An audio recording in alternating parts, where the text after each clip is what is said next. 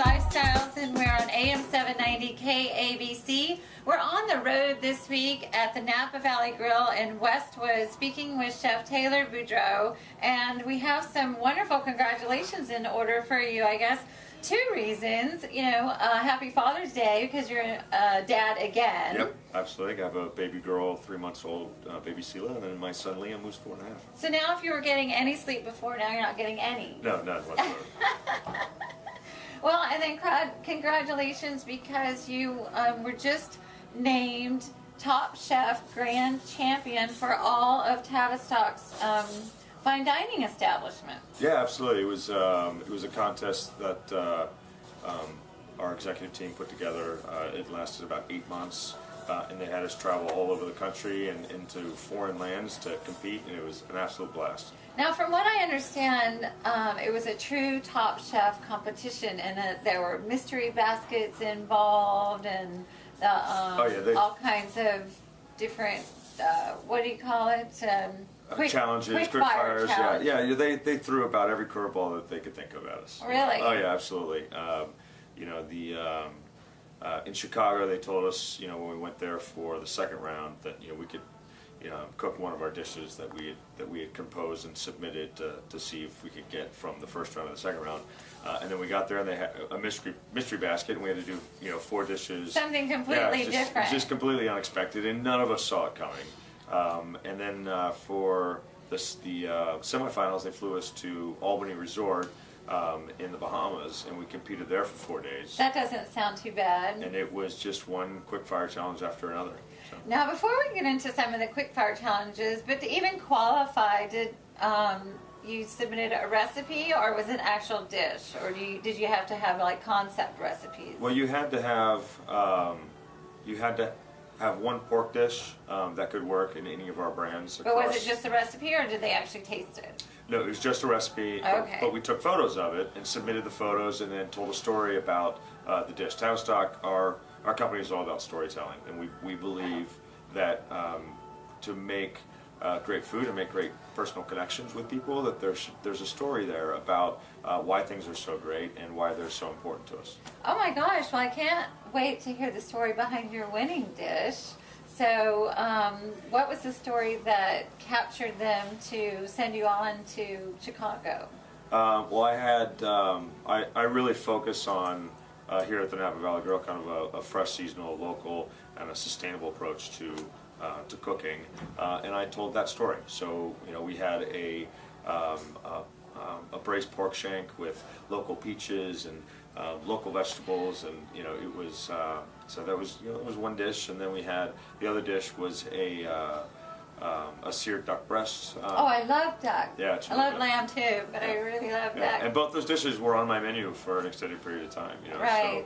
So I think if you set your own personal bar high enough, you can utilize kind of the things you're already doing. So. Now, I know that you use a lot of stone fruit on your menus. Why do you like that so much? Well, we focus on seasonality, right? Okay. So that's what's in season right now. So when they go out of season, we'll focus on the next thing that comes into season. And that's the great part about this restaurant, is that we change our menu 5 times a year, so that we really kind of are changing with the seasons, so that when you come in, you're getting what's fresh, and what's the height of season has the height of flavor. It's the best possible product that we can put in front of you. Oh my goodness. We're at Napa Valley Grille on the road this week for Bikini Lifestyles, and we're with Chef Taylor Boudreaux in Westwood, California. And I'm Susan Irby, the Bikini Chef, and Chef Taylor he won the Top Chef Grand Champion Award for Tavistock's restaurants for all their fine dining establishment, and really I guess it goes for all of their restaurants in general. But and so the first round was in Chicago, and you were doing the quick fire challenges. What do you feel set you apart beyond just the story? I'm sure you always have fascinating stories. Well, I think it was very difficult to be set apart with that group that we were in. It was 12 chefs within our company who are all very, very talented. So I think at the end of the day, what probably edged me a little bit closer to the finish line than some of the other guys is technique, and seasoning and kind of the basics, and that's how I approach everything that I do is from a very simple, straightforward approach.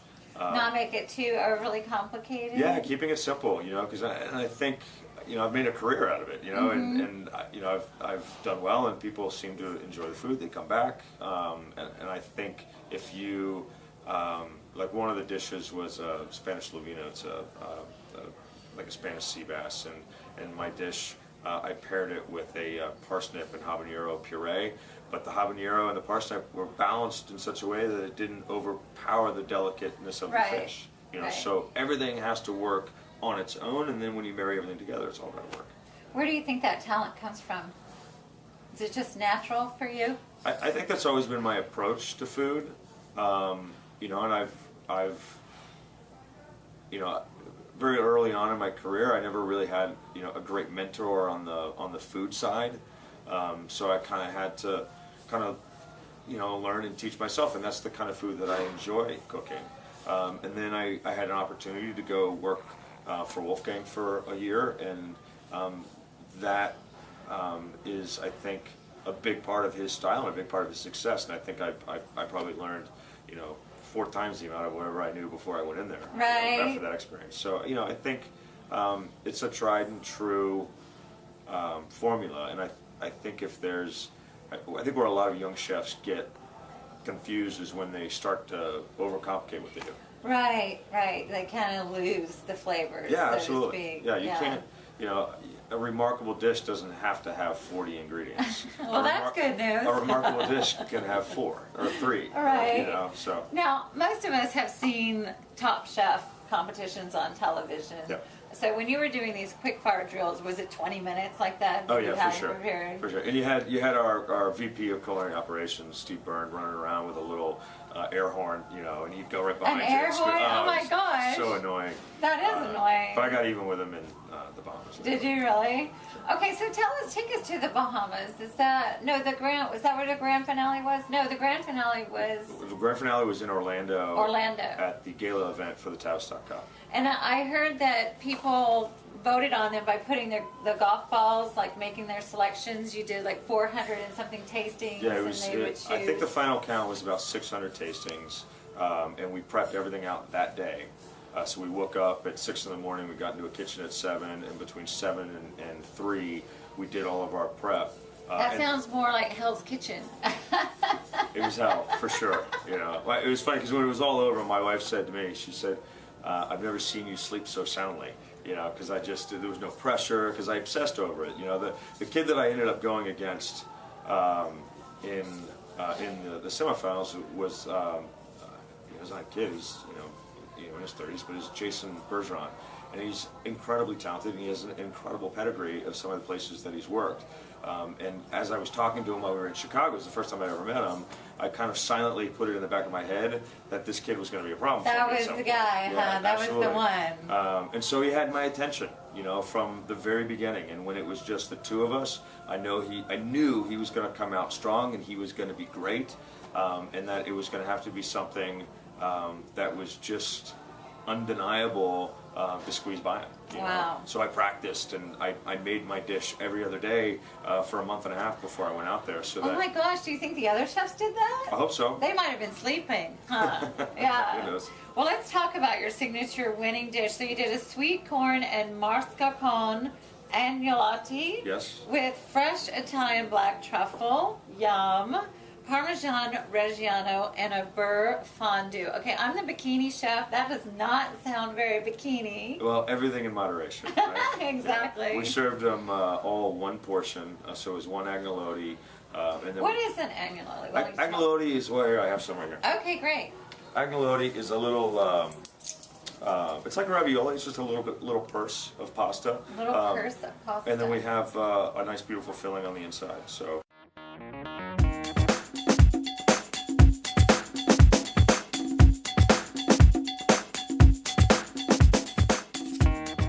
We hand make all of our pasta here at the restaurant. It's something. The only thing that I don't make from scratch is ketchup, because Heinz does it better than I can. Ketchup. Okay, delicious. So we were talking about how this is not necessarily bikini, but portion control and everything in moderation.